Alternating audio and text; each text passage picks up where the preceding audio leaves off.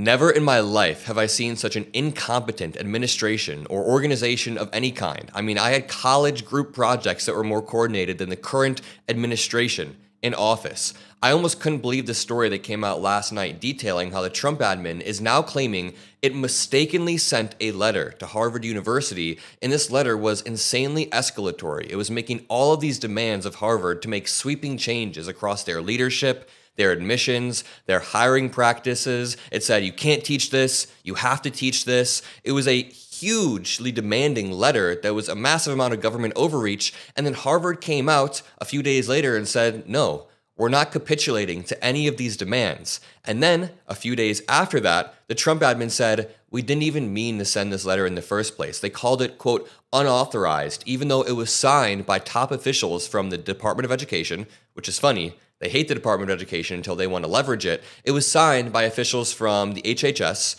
from the General Services Administration. So it was signed by top officials, yet the Trump admin called Harvard and said this was a mistake. And the cherry on top is that the Trump admin is now placing the blame on Harvard and saying they should have known better than to think a letter this wild would actually be real. It's beyond parody, and that's why I couldn't believe it. Let's break all of this down. It says, Trump officials blame mistake for setting off confrontation with Harvard. An official on the administration's anti-Semitism task force told the university that a letter of demands had been sent without authorization.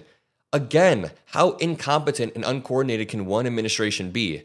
I made a video yesterday describing the Schedule F executive order that Trump put into place that says that civil service employees can be hired and fired based on loyalty rather than merit and experience. And this is a common theme within the Trump admin. When you look at Signalgate and you look at nobody being held accountable, all of the people involved in Signalgate were just inexperienced. They are super loyal to Trump, but they are inexperienced. And now we're going to see that across the government. We're seeing it right here with this Harvard story. Harvard University received an emailed letter from the Trump admin last Friday that included a series of demands about hiring, admissions, and curriculum so onerous that school officials decided they had no choice but to take on the White House. The university announced its intentions on Monday, setting off a tectonic battle between one of the country's most prestigious universities and the U.S. president. Then, almost immediately, came a frantic call from a Trump official. The April 11th letter from the White House's task force on anti-Semitism, this official told Harvard, should not have been sent and was unauthorized, two people familiar with the matter said. Again, they are so incredibly uncoordinated. How do you trigger a public standoff between the administration and the top university and then call and back down? This administration backs down on literally every single thing it makes. It starts a trade war, it then backs down. Starts a war with the media, starts this and that, then it just backs down. And now that I've laid out some of the context, I just want to pop in and say, either the Trump admin is so incompetent they accidentally sent out a letter that was signed by multiple officials and had a letterhead to Harvard, or they are lying.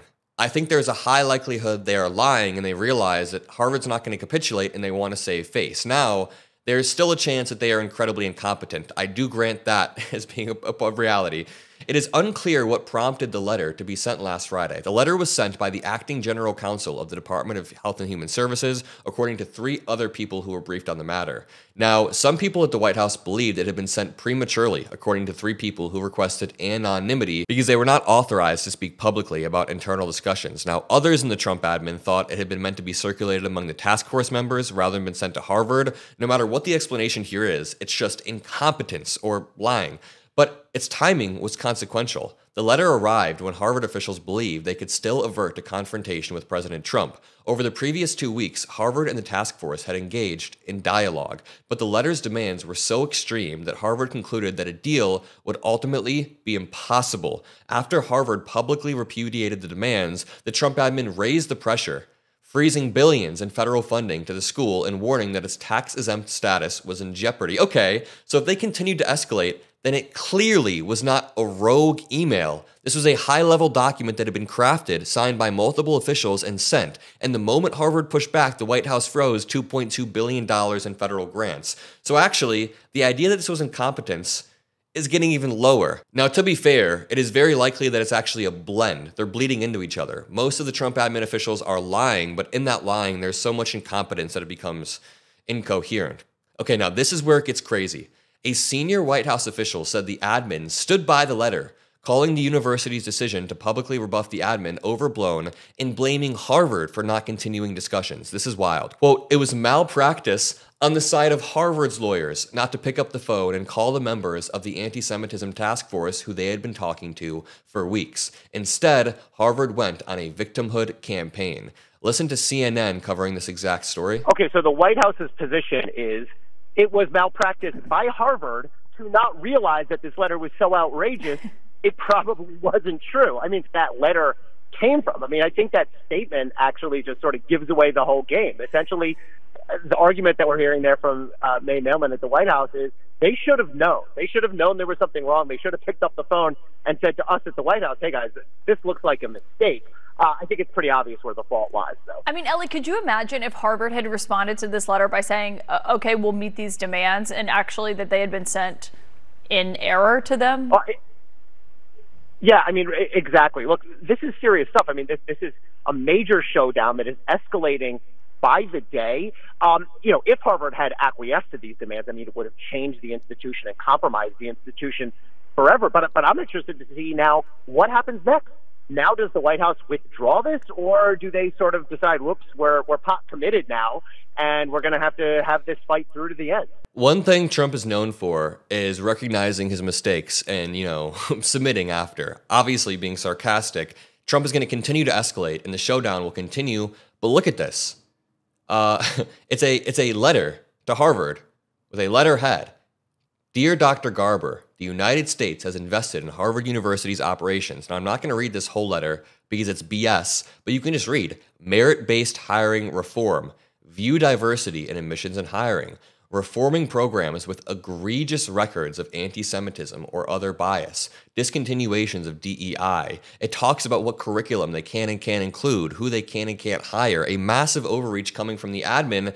Well, I guess coming from the admin that is also sending people to other countries illegally and even suing law firms to try to get them to bend to their will. But to continue this article, still, Ms. Mailman said, the White House senior policy official, there is a potential pathway to resume discussions if the university, among other measures, follows through on what Mr. Trump wants and apologizes to his students for fostering a campus where there was anti-Semitism. Why negotiate at all? Why is Trump negotiating with college campuses to try to get them to change their curriculum?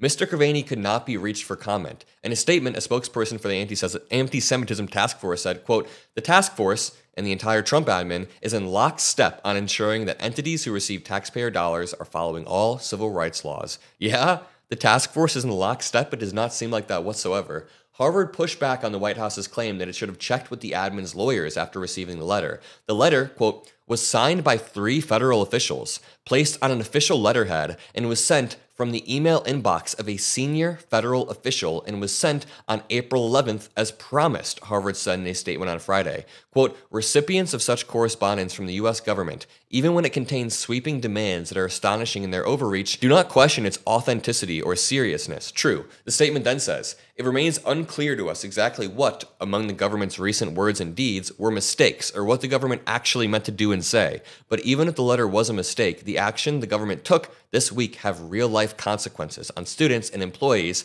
and, quote, the standing of American higher education in the world." That seems like a well-written letter. It's almost like the people at Harvard might be smart. The letter shocked Harvard not only because of the nature of the demands, but because it was sent when the university's leadership and lawyers. Now, the letter shocked Harvard not only because of the nature of the demands, but because it was sent when the university's leadership and the lawyers it hired to deal with the administration thought they could head off a full-bore conflict with Mr. Trump, and then Trump escalates it to the highest extent. So I'm going to leave it at that. Make sure you drop a like, subscribe to help boost this message, and I'll see you all in the next one. Peace out.